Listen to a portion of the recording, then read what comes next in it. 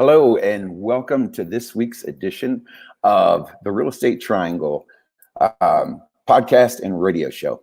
We've got a great lineup for you today.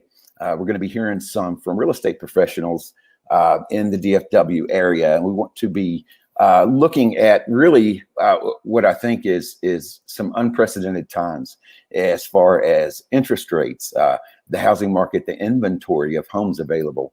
And so there's a lot of different issues that sellers and buyers are faced with right now that are really, as I said, unprecedented. And we haven't faced quite what we're seeing right now before. And then you add on top of that the pandemic and business closings and reorganizing as far as folks working from home. All of these things play into where you live, where you buy, and when is the right time for you to sell. And so we've got some very special guests today. Raul Villalobos, Megan Fife, and Liz Terrell, all from Keller Williams Urban Dallas. Raul and Meg are team leaders for the Market Center, Keller Williams Urban Dallas. And of course, my wife, Liz, is the realtor for the Triangle Group.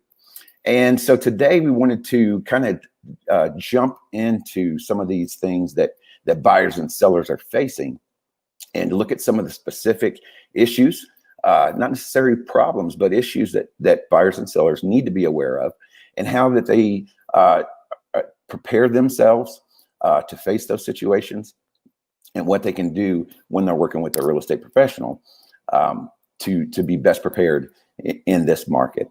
And so we're going to bring those three guys in, and I have prepared a couple of talking points that I've asked each of them to bring up for us. And so we're just going to jump right into it. Raul, I asked you if you could to talk about two things really that every seller needs to know in today's market. I would say that the number one thing that a lot of sellers should know right now is that on average, a study has been done across the U.S. that the average equity in a home right now is at an all-time high of approximately $76,000, and many homeowners haven't even realized that right now. And so the second thing I would say is that it's the time right now to sell is the best time because our inventory is so low that there's tons of buyers out there right now looking for homes and can't find any. Mm-hmm. And so some of the stats that we looked at right now, for example, is our inventory levels are only at 2.7% right now. I'm sorry, there's only 2.7 months of inventory right now, right? Which means if we took no more listings in 2.7 in 2 months, almost 3 months, we will have no houses to sell right now. And so someone who's looking to get the maximum amount of money from their home right now is the best time to do it. And I think if there's one thing that I've learned being around real estate, at least for the past 30 years, is that never bet on the market. It is as good as it is today. And that's what we know. And I think that's what I'm hearing you say.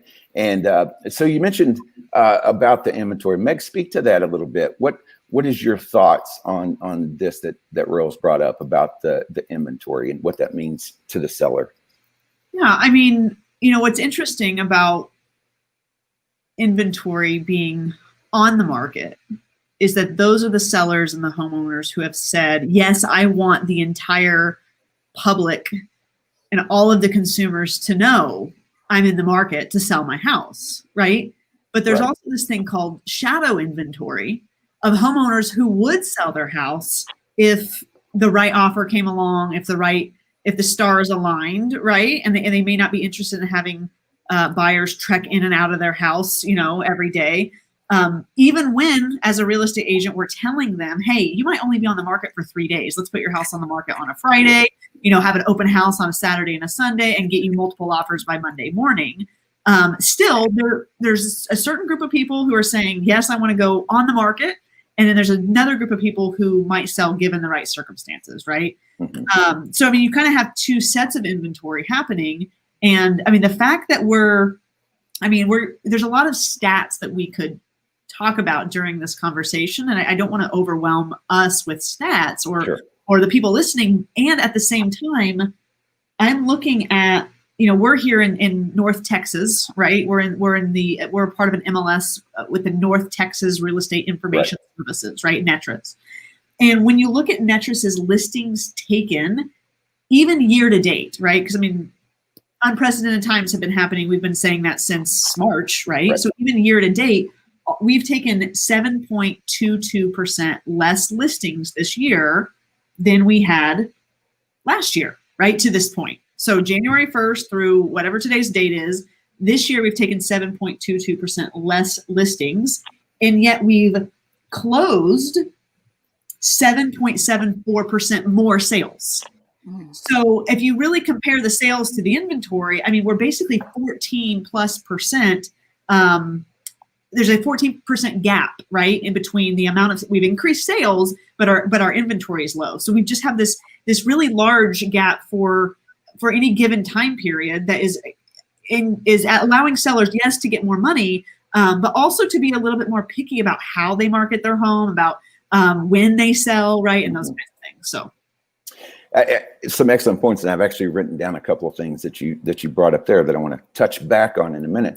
But first, tell me. I know in your business in particular, right? We want to bring this down from the 10,000 foot level, right, to the individual home seller, right? And so, what has been a little bit of your experience over this past few months of that shadow inventory that Meg brought up? And people who would sell given the right set of circumstances and being educated in a specific way. And if you could speak to that just real quick. I think a lot of people are nervous about having people in their home. So of course, I think there's a lot of that shadow inventory. And I think our group of brokerages does something really interesting where we have a list that matches actively looking buyers, where agents can look and see if any of the people they've been talking to about listing appointments, if they match with the house. And then that alleviates a lot of that problem. You don't even really have to go live on MLS. So you're not having people in and things just kind of move along seamlessly. It's a good way for somebody that doesn't really want the obligation of having people in and out of their home, having to keep the home clean all the time, all of that comes with listing a house. It's a good way for people to kind of ease into it. Is that what you're asking? It is. And if I hear what you're saying correctly, because of the pandemic, we've had a very odd reaction of folks to just that entire idea, having people in their home, having an open house, right? Just recently, we've seen restrictions on that as far as track guidelines, as far as what can happen. And so if I'm hearing you correctly, there are people, just as Meg brought up, that are extremely interested in the idea of if I have seller A, buyer A for your potential sale, and we can match those two together, we can mitigate, really maximize this idea of touchless real estate. Right. Absolutely. And Raul, you your first point there, when you were talking about this average equity, if you would, right? This potential profit of sale of $76,000. If you would touch a little bit on what that means as far as, number one, we want to maximize the seller's profit, right? That's one. But two, that rolls right into, and you may have mentioned this offline a while ago, but that rolls right into their purchase power for their next home. That's correct. And so here's what we're looking at. So the medium sales price today has jumped up about 15.3% from last year. So for somebody, let's just use simple numbers, right? So for somebody who's looking at a house to sell for $200,000, I mean, a 15.3% increase plus the equity they've already had in previous years. That's where that big gap comes in. And on top of that, you have multiple offer situations in some cases, right? Where then that jumps up the price even a little bit higher than the asking price. And so now they're looking at the potential of having this $76,000 equity that they could roll into another purchase of another home, right? Right. And now, what would you rather own, a $200,000 home or a $400,000 home, right? And start with equity all over again from that point, right? So that purchasing power is coming from the equity of that house into the new house and putting them in a better position for future equity at a higher price point at that point. Okay. And so I have one more question that what you said makes me think of actually is because the ultimate goal of this show, right, is to bring real estate industry professionals together, number one. But number two, make those real estate industry professionals accessible to the public. And one of the principles that we have maintained and worked very hard at maintaining is making sure that the team around us represents the highest degree of standard and ethics and work performance and so on and so forth. Right. So I think that there is a potential problem here with something that you just said. And that is that this new little wave that we're seeing, the increase of sales price, the decrease in inventory, the multiple offer situations that we're seeing, really across many price points. How do you teach your agents to be careful to temper expectations of seller John? Because what we don't want to do is overpromise something on the sales side, right? Wouldn't you say that that's something to consider? And luckily, we have what's called the MLS, right? So the MLS give us the opportunity to really zoom into that particular neighborhood, to be able to see if that same thing that we're talking about, the same wave, is happening in that particular area. So we need to educate our consumers of what they can expect based on the data that we're collecting from MLS. And that'll give us a better idea, right? So we know how many days on the market. So we know now, hey, houses are selling in 3 days, for example, like what Meg said earlier, right? So, or one of us that said earlier, you may put a house on the market on Friday, you're going to have multiple offers on Monday. Mm-hmm. If that's the case, we'll be able to see that, right? Because we know how many days a house is actually staying on the market. We're also looking at the list price of the property versus what houses are selling for, right? If you look at the last 30, 60 days of closed volume. And so we're able to educate the consumer the right way based on that data.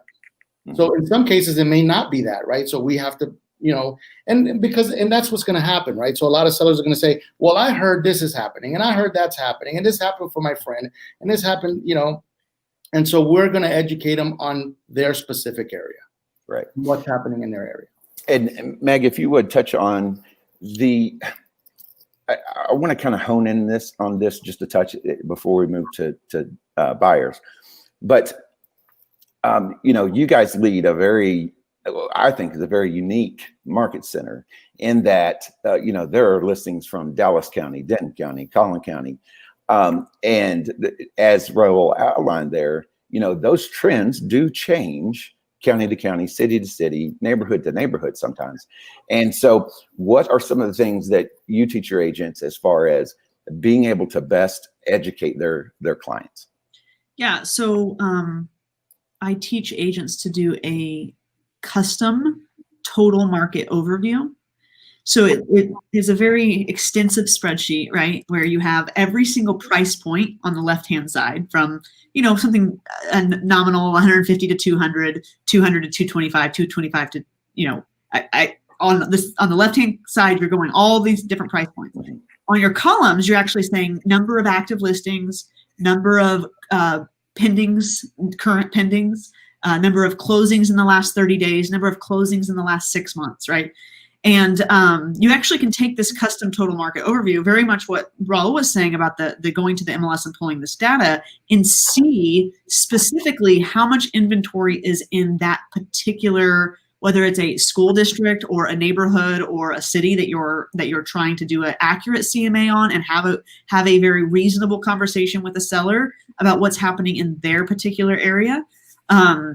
And allowing you to see what's the inventory for your area, right? Because if 2.7 is where we're at for all of North Texas, well, that might not be the case for a different neighborhood, right? And so it's very important that we understand what kind of market are we in, buyers or sellers market. And of course, as a whole, we are in a seller's market. And how extensive is that?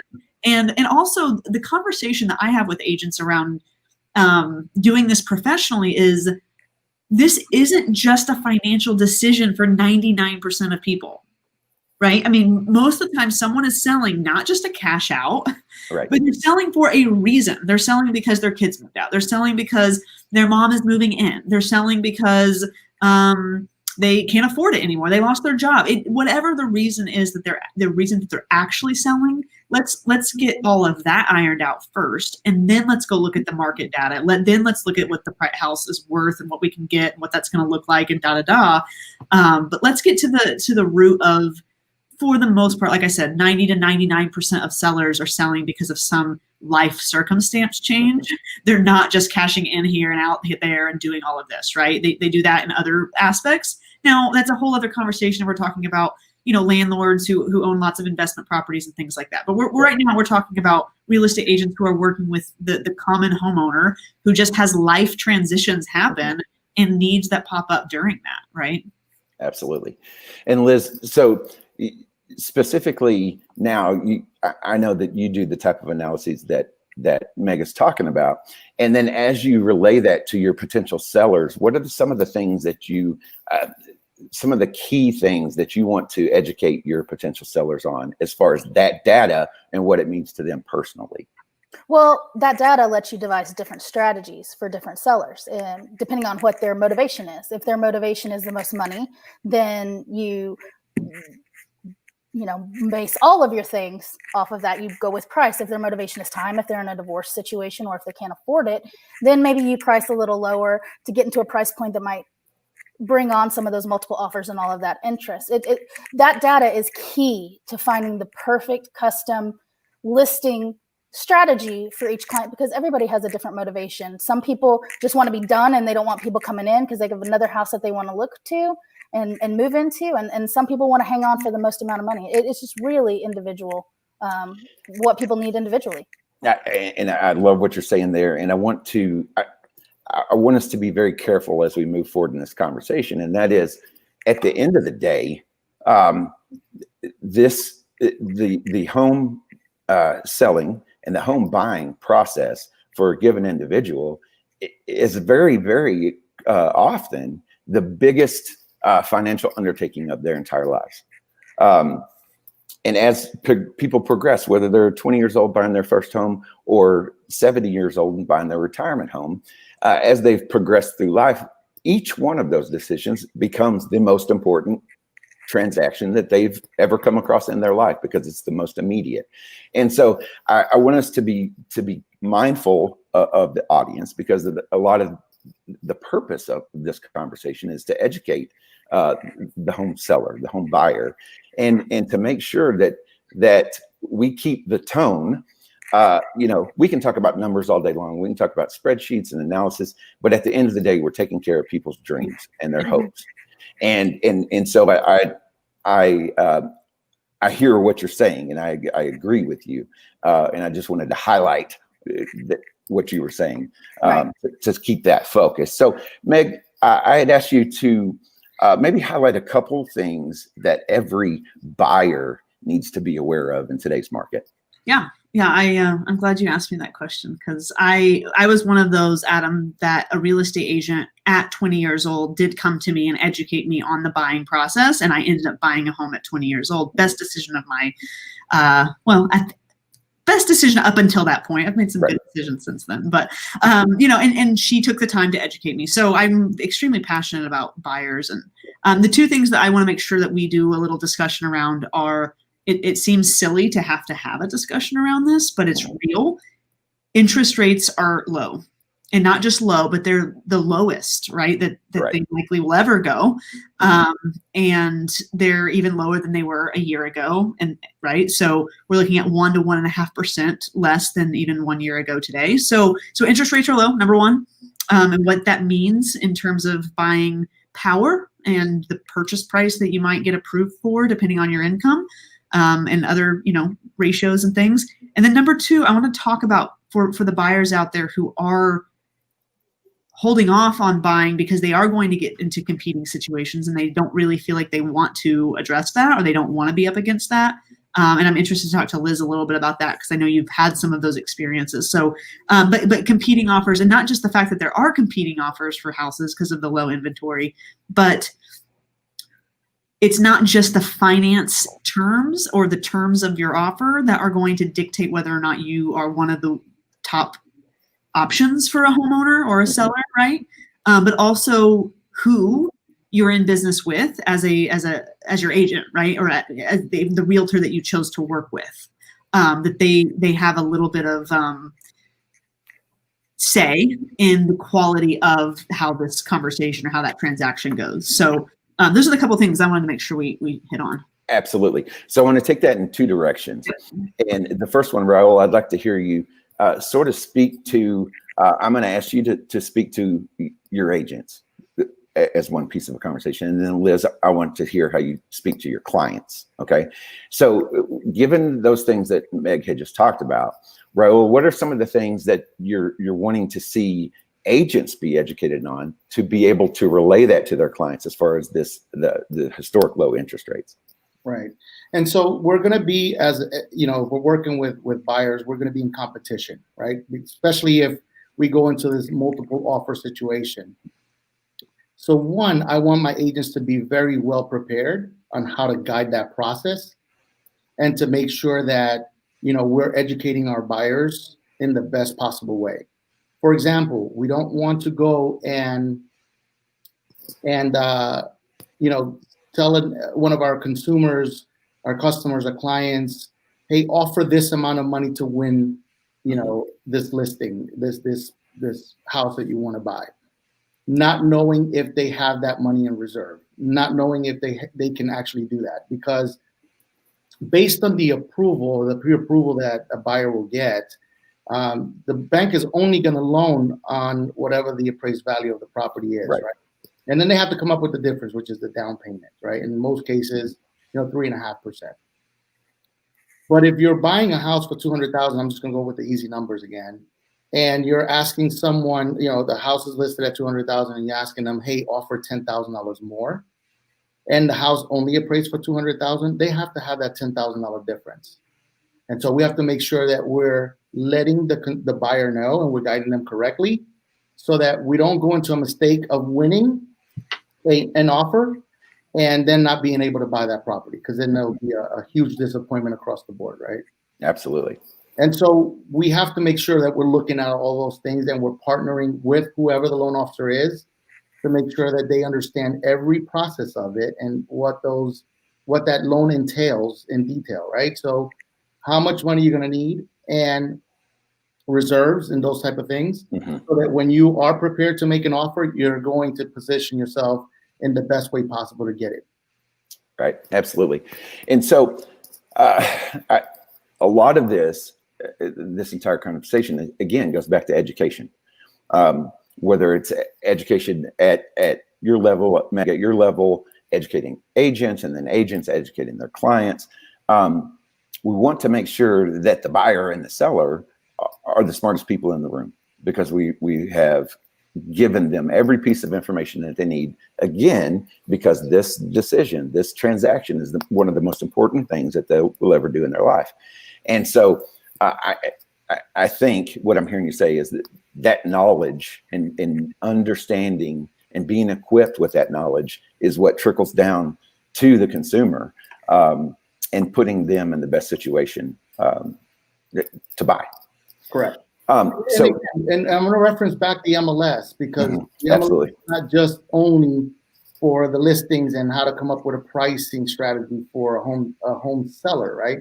But it's also the same data that you're going to use for the buyer to prepare them for what's going to happen in that particular area. Absolutely. In cases, these houses may be sitting, right? And so, again, I'm hearing agents that say, you know, we did an offer on a property and we submitted a full price offer, and they have been on the market already for 30 days, and they decided not to accept our offer because they're looking for a higher offer, right?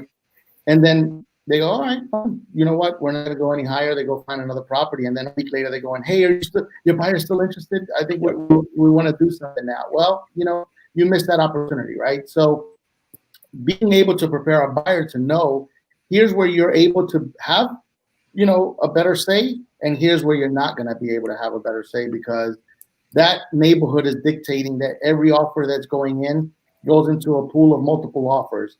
And in this other neighborhood, it's not the case, right? And so you now can be prepared to maybe even make a lower offer than what the asking price is.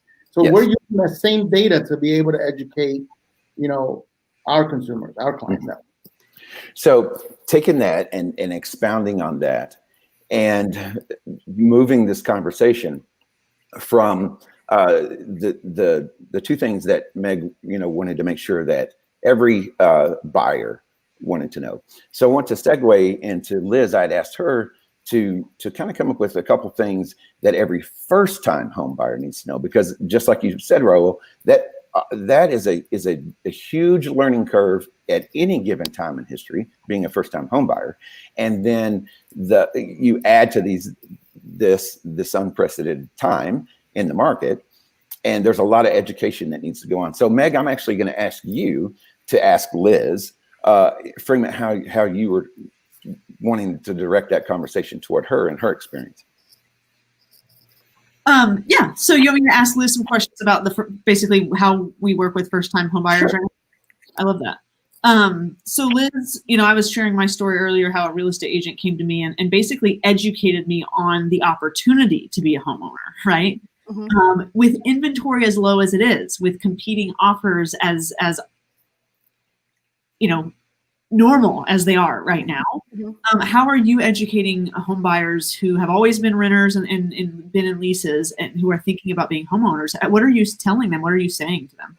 Well, knowledge is power is the first thing. So we're making sure that they all have a lot of education. We're making sure that they understand they're already, paired with a lender. We'll give them different references and lists, and many people have lenders that they enjoy working with and that they work with. That's the first thing. I think people need to be aware of what their purchase power is.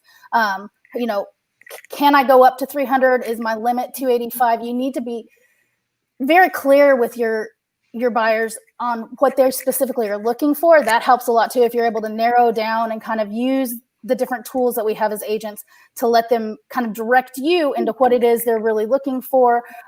We just worked with a real sweet first-time home buyer. She's like 25 years old, and she's actually very educated because she's a loan officer is her profession, but she wasn't educated in the buying, the buying part. And she knew what she was approved up to. And initially she wanted to look at everything right up to the point of where she was approved to. And we were finding that we weren't winning any offers. We submitted like 9 or 10, and we were going up to the list price, and people were going just a slight bit over. So we kind of took a step back and reevaluated and started thinking about some other things that were important to her. And it actually opened up some new cities where there was some inventory that wasn't moving quite as fast. And so she was able to get under contract on a home that she was able to negotiate on because it had been on the market for a whole whopping 17 days. And so she had a little bit of a long time now, right? I know. And so she was able to get in, super thrilled. But I think the most important things that people need to be aware of is what it is they're actually looking for. Because what are they looking for? And if they're going to be there for a few years, who knows what the value of that home will be in a few years, right? Exactly. And that's what we found, just making sure they were aware of what they were looking for. Because a lot of times, even if you bought 20 houses, you're not exactly sure. It's kind of like, ooh, shiny, that one's pretty. So kind of honing in, not showing a bazillion properties, because you want to hone in and get exactly what it is. Our job as realtors is to facilitate people getting exactly what their heart desires, and in the best way possible, best price, win-win transaction. And I think that that's real important to explain to first-time home buyers that it is scary, but it's not. It doesn't have to be an adversarial. A win-win negotiation is absolutely the best for every single person involved. Everybody walks away feeling good about it. Definitely. I'm curious, when you're talking to first-time home buyers about their purchasing power and how interest rates are really low right now and that kind of thing. Do you find that many of them already know what their purchasing power is, or when you start talking to them, I mean, are you having to kind of get them connected with someone to help them figure that out? Oftentimes they've just gone online Yeah. and they're not really getting to talk to a person.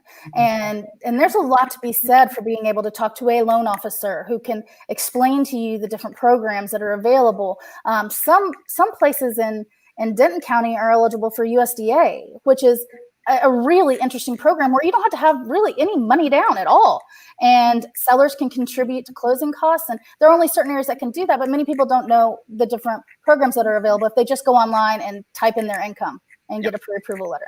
Yeah, I think that's important because geographic or even different community programs. I mean, there's so many different options that are out there. If all you do is go do a Google search or go to, some popular website, then you're not exposing yourselves to those options. So, one of the points I had mentioned was who your realtor is matters. And even more so for first-time home buyers, right? Having that partner who's going to educate and help them connect to resources that work for them, they're going to create that win-win is so important. So, now I'm curious, do you find with your client who had put in 9 or 10 offers and had kept getting beat out, and then, obviously you have to kind of reset the scene in terms of where or what was important to that person or that individual. I mean, did you feel like there was enough? Did you feel like she had to go through that in order to come out on the other side? As far as, kind of that a little bit of disappointment around losing out on some of those. I think so, but she was kind of really interesting because she is in the real estate industry. Right. She was a little non-emotional for a first-time home buyer, which made it a lot easier. But then she got the one. You know what? And it always happens like this. We missed one. She was devastated. A day later, we found a different one that had been sitting on the market that we picked. She walked in and she went, "Oh my gosh, I'm home." Yeah. And so it happens like that. And I think she had to go through the disappointment, kind of hone in on what really, really, really was important to her. And she ended up deciding she wanted a big yard. And so that kind of changed some of the neighborhoods that we were looking in. And that made all the difference because we ended up in a neighborhood that didn't have the same kind of competitiveness, but is an amazing neighborhood. And I think has a lot of potential for growth as far as value, as far as investment. Love that. That's awesome. So I do want to take the opportunity to highlight something that I think is very, very important and really the basis of this show overall, and certainly the basis of the Real Estate Triangle. And that is, it is absolutely necessary. We've just gone over 3,000 members in the Dallas, the Real Estate Triangle group. And what we are finding, like I've said in the past, the reason I started the group was so that I could connect with the lenders, the home inspectors, the insurance agents, the roofers, the plumbers, the electricians, all of those ancillary disciplines that are absolutely crucial to a good home buying or selling process. I wanted to get a list of those teammates and have those at the ready for Liz and her clients. And so that was the genesis of the Real Estate Triangle, and it's just absolutely exploded. And so we want to make sure this is my shameless plug. I want to make sure that everybody watching understands the power of your team, and it goes far beyond your real estate agent, far beyond the brokerage that you choose to work with, far beyond the lender. There are so many disciplines that are necessary in real estate. And your team is as good as its weakest link. And so making those connections and making those relationships so that when a buyer has a problem with an inspection and then the right contractor to put them in touch with to fix those issues before moving forward. So that's some great stuff, guys. I wanted to also kind of broach the topic of, we've talked about some specific categories, one being sellers specifically, buyers specifically. Then we kind of hone that into first-time home buyers. And another large group of the population, and especially in Texas, is veteran buyers. And the VA programs that are available, we could absolutely go on for days and days and days. But I wanted to highlight one thing that I think I have personally, myself being a veteran and a home buyer, and some of the things that I had looked into and became educated on. And I want to make sure that veteran home buyers understand, and especially disabled veterans. Disabled veterans, I cannot tell you the number of disabled veterans in Texas that I run into that are completely unaware of property tax shedding that can be made based on your disability rating. And so there's many different ratings that apply, and they apply to specific dollar amounts that can be eliminated from your personal property tax.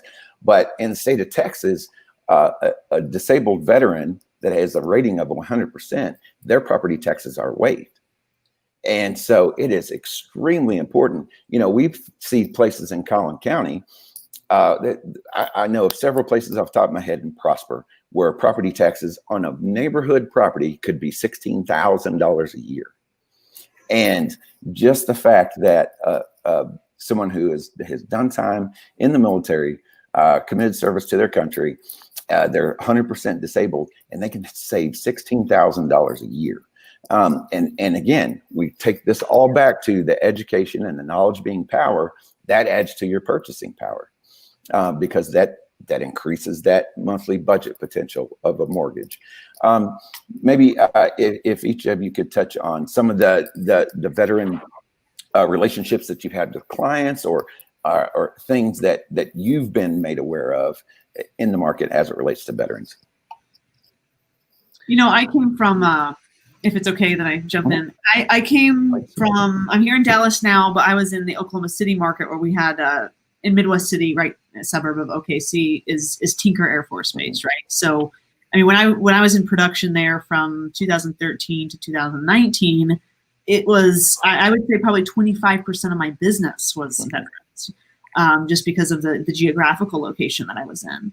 And, you know, what I can say about veterans is whether they qualify for the VA benefit or a spouse qualifies or whatever the case might be, it's always been extremely rewarding to help those individuals. I was helping more active service members, right? And I love that you mentioned that about the disability, you know, and the property taxes, because that's huge, and not everyone knows, and not all realtors know that that's an option. So going back to the education piece we were talking about earlier, I mean, people talk about, you know, I'm speaking to the realtors really quick, but realtors are like, I don't know where to find business, or how do I find my next client? We'll get educated on some of these things and then start talking about them and see what pops up. You know, I mean, so don't just sit there and wait for people to come to you. Like, go offer them something, and you don't have to pull it out of a hat. You can go find real programs and real things that work. So, yeah. So, I mean, I've always enjoyed working with veterans, and the VA benefits are extremely valuable. And Adam, obviously, you're probably more in tune with them than even I am. But sometimes we just have to be the resource connectors, right? The resources are there, but we've got to help connect those resources with the people. And Liz, maybe if you could highlight maybe a veteran or two that you've seen. I know a couple that you might have some knowledge of. I don't know. I know one or two. I bought a house with one. And then my dad is a veteran from Vietnam, and he used his VA to buy his retirement home at Lake Texoma, which is absolutely gorgeous. And, you know, saving the taxes on it has meant a lot. I love working with veterans. For all kinds of reasons. One, because I'm so proud to work with them, because everything we have is because of the people that were brave enough to do the things that I'm not brave enough to do. And I think it's also really rewarding because just to get to see them, you know, a lot of times they've had to move around a lot, and just to get to see them set down their roots and know that this is where their family's going to be for a while. It's because here I don't work with a whole lot of active, but we're working with one now that she's retiring, and she's so excited to put down like her roots where she's going to be for more than 2 years. And it's just really rewarding to get to give back in a small way to people who have given so very much to us. And Raul, I'm sure you saw a lot of that even in South Texas. You probably had some interactions with veterans down there. Yeah, I mean, to be honest with you, I haven't had that many deals that I've done with veterans, but I think that the best that I can give right now is it's definitely not, it's not going to be a lack of resources to find out what benefits you can provide or what benefits you can offer. Definitely get with a loan officer that does, VA loans. I know one of the benefits for sure is that seller has to pay some of the closing costs in some cases, right? And so there's less fees for them to be able to buy a property. And I know also in other cases, the down payment is lower, right? And so I know those two things. Right, absolutely. But it's never a lack of resources, right? It's lack of resources. And I think that goes back to what Meg said is being the connector. And knowing how to, and this comes to knowing your clients and knowing their background and their experience, knowing if they are a veteran, if they're married to a veteran, if they have family connections, and then being able to connect them to the people that can educate them properly on those specific programs. Liz, you were going to say? I'm not 100% certain, but I think with the 100% disability rating on VA that they don't pay the origination fee. I believe the origination fee for VA is waived. So that's another savings. So and I believe the origination fee is what most people have to put down. Right. If I'm correct on a VA. In the typical VA. Yeah. So there's also some programs out there for specific areas where VAs can get properties at a much lower price, and so looking into that as well will be very beneficial to our client area. I know something that Liz and I have educated ourselves on, just from a personal standpoint, is we were looking at buying land north of the city, and the Texas Veteran Land Board has specific guidelines and programs geared toward veterans in Texas. And that has just recently changed to not just having joined the military while a Texas resident, but actually just being a veteran and living in Texas. It makes them eligible for the Veteran Land Board information. And again, those resources, they're out there. And that's one of the things that we encourage all veterans to do is there's so many programs is, that's what the Google machine is for. And make sure that you know the things that you qualify for and how it affects your purchasing power. So I kind of want to begin to wrap this up just a little bit. And I've really enjoyed our conversation, guys. And maybe I'm going to invite each of you to take a minute. Raul, if you would, just some of the things maybe that has stood out in this conversation that you'd really like us to hone in on today, whether it's a buyer, seller, first-time home buyer, veteran. What are some a key thing for you that the consuming public needs to know, take from today? Yeah, I would definitely say, for a seller, this is the time to sell to get the most amount of money that you're going to get for your property, right? And for the buyer, of course, you have the most buying power you'll ever have when you can buy at such a low rate, at such a low interest rate.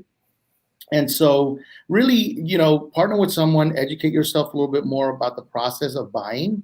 And, realize how much you're paying in rent today versus how much it will cost you to actually own. And in some cases, you may realize that when the interest rate is so low that you can probably own a property for the same or less than what you're currently paying for apartments, because apartments right now skyrocketed in prices. Right? So they're building more and they're not going cheaper. Oh, yes. It's more expensive. So that would be the two main things I would say. Meg, what would be a couple of things that maybe stick out from this conversation that you want people to stick with today? Yeah, it's you said something, Adam, about the team that a person has around them. That's something I had jotted that down when you were talking earlier. I just thought that was so important. And I talked to, I talk to my clients when I'm doing a real estate deal about that. I talk to my agents when I'm educating them on that. And it's who you surround yourself with matters, whether that is your realtor or your lender or your construction or remodel crew or your, even, the people that you choose to do business with in regards to yard maintenance, all of the things. Like there's you can create a community for yourself of people who not only are professionals and really excellent at their job, but who support one another too, right? And so I think as a buyer or a seller out there, trust that kind of intuition you have about, hey, this is someone good. This is someone I want to be in business with. This is someone I want to partner with, and see where that takes you, because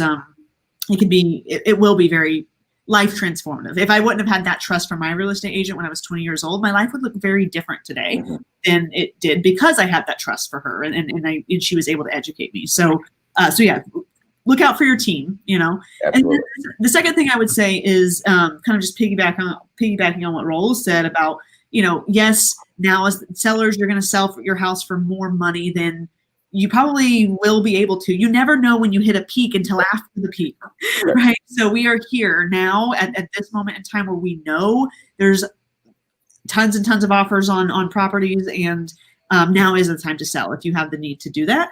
And then, one objection that I had seen or heard kind of some people saying is basically, I don't know if I want to sell right now, because then I'm going to have to go buy something, and I'm also going to be buying at the peak, right? But then once again, looking back at that, if you were to buy something either larger or at a higher sales price right now, interest rates, right, and how much you're able to pay each month and each year toward your equity instead of toward interest, right? And so maybe you look at doing a 15-year now instead of a 30-year now. And so just some of those kinds of things right now to keep in mind. Liz, what are a couple things that stick out from today's discussion that you really think people need to hone in on and take home? I really think education about what programs are available to you for funding, education about neighborhoods, education about what kind of neighborhoods are increasing in value year to year to year. And that education, in the second part of that, taking that education and putting it into a strategy, whether it's a strategy for selling speed or dollar amount, or whether it's a strategy for buying a 2-year property or a 10-year property. I think education and strategy are the key. Mm-hmm. And part of that education is one last thing that I'd like each of us to touch on very quickly, and that is especially in DFW. I think this goes without saying, but I'm going to say it anyway. In DFW is such a melting pot of all, every geographic location in the world. You can name someone from somewhere that is in the DFW area now. I'm just a country boy from Arkansas, and Liz can attest to that. But I've been in Texas 10 years now, and then in Dallas, for 4. And I laugh sometimes. I hear some of my friends, that are moved from Arkansas. Let's just use that as an example. Moved from Arkansas to Dallas, and they say, "Hey, we need to find a home in Dallas." And I say, "Okay, well, it's like trying to find a home in Connecticut. That you gotta help me out here." Mm-hmm. And part of that education is developing that relationship with the client, so that where they work, where their children's sports are, what their commute looks like, whether they don't commute and they work from home, and that offers different opportunities, and what is important in their life that decides where they need to be positioned in the city. That goes back to that education. And I want to keep hounding on that, and making those relationships professionally in the real estate world, realtor to realtor, ancillary discipline to ancillary discipline, making those understandings. The consuming public always wins. Mm-hmm. The consuming public always wins when our relationships are strong and with the right people. And it's the team that we surround ourselves with. So I kind of want to end on that. And guys, all 3 of you, thank you so much for joining us today. I think we've covered some great stuff. And I'm going to let you guys get back to your busy days and sell some houses. And then I'm going to bring Lyndon in, and we're going to kind of wrap it up for today. Lyndon, you've been privy to the conversation. What are some things that stick out for you from what we were talking about here? Well, just knowing that the average equity in a home is $76,000. I don't think people realize that, and I don't think that they. It was a great show, Adam. You put together great shows, and I enjoyed it because, I think for a lot of buyers, especially first time home buyers, they're thinking about buying a home. It's kind of like buying an apartment in their mind, right? They know their down payment, they know their mortgage, they know their taxes, they know their insurance, but they don't realize how to use that home with a strategy to build wealth. And kind of like what Raul was saying, is that right now is a time that you could use your equity and trade up, and your payments not be anymore, and it might be for less for a less term. So just hearing those different things and the education part, I'm big on that. I think that what all your guests had to say today, that really touched me, because there's just it is relational. It is looking out for the best interest of the client. And so, I mean, one thing you said, I did not know. I've been around this thing for 18, 20 years now. I didn't know that veterans didn't have to pay the property tax. I didn't know that at all. And so these type of shows that we're putting together, and what you're doing with the Real Estate Triangle show, man, I love it. I love it. And I hope more people will tune in. Well, I don't know. You're killing it right now with all the people that are watching your show. So, more people tune in on yours. I don't know if we can handle all that. But you're doing a great job, great show, great guest. Tell Liz for me that I said she killed it today. She's got to do this more. Sure. Well, you and I have talked extensively offline about and I was glad we got to highlight a little bit of that today. It's the power of the team you surround yourself with. Yep. is so underestimated, and really any vein of business. It happens to be real estate for me because that's what I'm passionate about. This is real estate is all a big giant puzzle for me, and putting those pieces together. I'm absolutely fascinated with real estate and all of the professions that it takes for a single transaction to take place. Right. And so, you and I, like I said, talked extensively offline. But that's one of the great things about the Real Estate Triangle. And I'm super, super proud of the audience that we've developed, the team members that we continue to put together. I get to see at a 10,000 foot level, all of these connections being made inside the Real Estate Triangle Dallas, over 3,000 members. And I see these little pockets of teams, of a realtor, of a lender, right, of an insurance agent.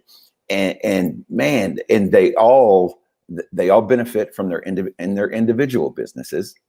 And then, like I said, I keep going back to this, is at the end of the day, the consuming public wins. Right. And that's the name of the game. And that's the entire goal. So I want you to, as we wrap up here, I want you to tell us a little bit about the difference. And, you and I have been recruiting, actually right now, opening up some sponsor positions for the Real Estate Triangle show. Right. And so you tell us just a little bit about the difference and what the radio station itself is doing. Well, the radio station, we started this almost a year ago. It'll be a year in October, as a radio show. It was called The Difference, and I wanted to highlight the commonalities of people that are finding some exceptional success in their lives, in their business, in their careers, and in the things that they do in their community. And as COVID happened and things changed, we sort of transitioned to this. And what I'd done with the Difference radio shows, I brought people like you in, and a lot of others that were sponsoring the show. But not only were they sponsoring, they were the guest of my show, right? They were the ones that we were bringing the content together, because I wanted to be able, Adam, you understand audiences and having the power of those numbers. The more people that know what we do and why we do it, the better our business is going to be. So I wanted to bring that exposure. I wanted to use social media to do that in the radio show. Well, once COVID happened and we had to kind of reevaluate and adapt, I'm like, heck, why don't I show them how to do their own show? obviously you're doing the real estate triangle, and kind of replicate what I did, because we can make the difference in so many other people's lives. We can bring awareness to the really good people out there that are doing a terrific job that just may not have the budget to reach the masses the way that they would love to reach the masses. So that's what we're doing now. We open it up to advertising. We open it up to sponsors. We open it up to people that want to have their own show, that have a good message, and that want to share the spotlight with other professionals they're doing business with. And something that you said, Adam, it's kind of funny, because I had someone the other day that they're in the restaurant business, and I was talking to him, and I said, yeah, we're kind of heavy real estate oriented because that's where we started. And he goes, well, I really don't have how do I interact with the real estate market? I said, they have to eat, don't they? Right. And so that's what's kind of crazy about this, is that it doesn't matter what business you're in. Every business out there, they got to have a place to live, right? Yep. And they drive cars, they eat. So we all are connected in a way if we just open our eyes to see it. And there's a good market for that.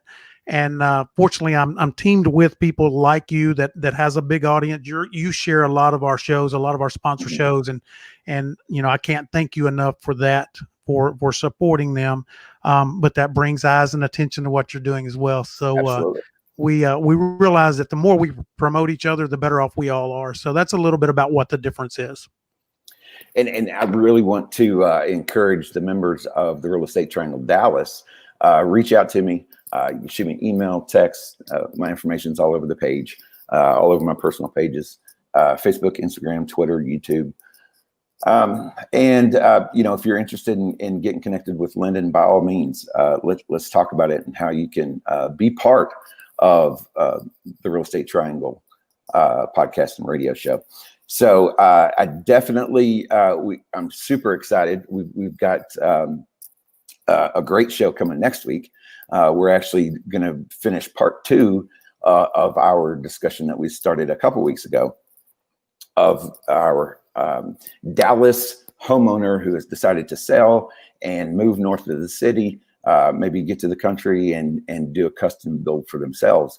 And it's an entire degree and nuance to the real estate transaction if you're building your own home, and if you're using the custom builder and all of the professionals that you need to accomplish that. And so we're going to have a custom builder next week, and we're going to be talking about what it takes to build a custom home, and all of these other, I keep mentioning these ancillary disciplines that round out that process. So I'm super excited about that. Super excited about all the views that we're getting. And I appreciate all the hard work you do making these shows happen, Lyndon. And thank you. Looking forward to the next one.